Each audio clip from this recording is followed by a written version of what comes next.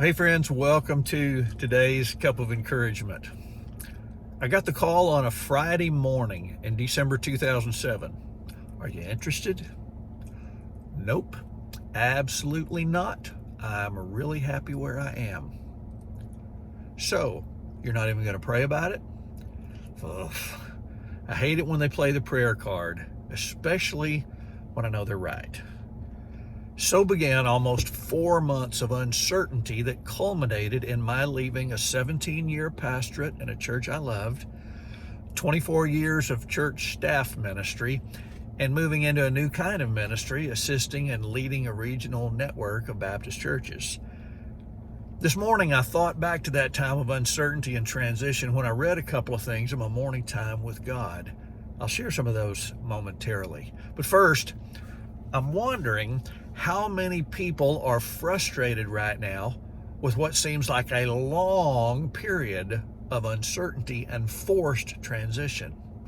Actually, I'm not wondering. My observation tells me that most everybody is frustrated. And for far too many of us, that frustration is spilling out and getting on anyone in close proximity. Whether anyone wants to admit it or not, what's driving the frustration is fear. We can't see clearly where all this is headed, and we're afraid of what might be around the next bend in the road. Back to my morning reading. I began with a hymn text, "O Master, let me walk with thee." The final stanza says, "And hope that sends a shining ray far down the future's broadening way, and peace that only thou canst give. With thee, O Master, let me live." Peace is not seeing the destination clearly, but journeying with the one who has already prepared it. That led me to today's devotional from My Utmost for His Highest. Oswald Chambers addressed our inability to think clearly when he said, "You cannot think through spiritual confusion to make things clear. You must obey." In other words, when the future is unclear, our strategizing can muddy the water. What helps us most is to be obedient to that which God has already clarified.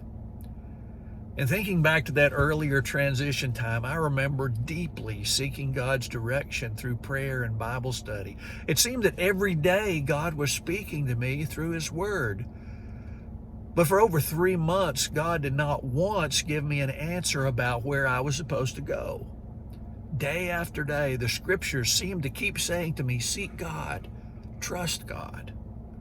I actually told God during that time, "You are not helping.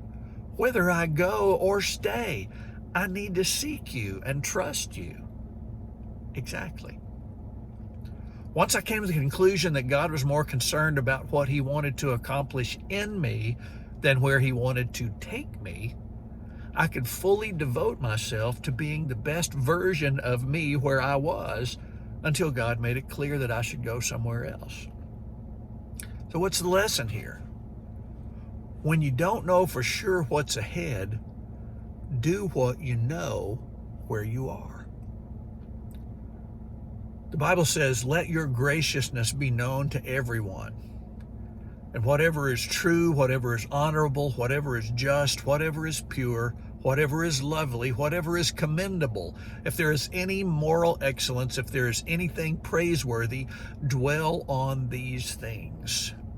Do what you have learned and received and heard from me and seen in me, and the God of peace will be with you."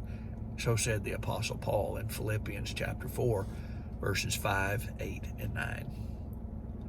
Right where you are, be gracious to everyone. Focus on the good. Do what you know.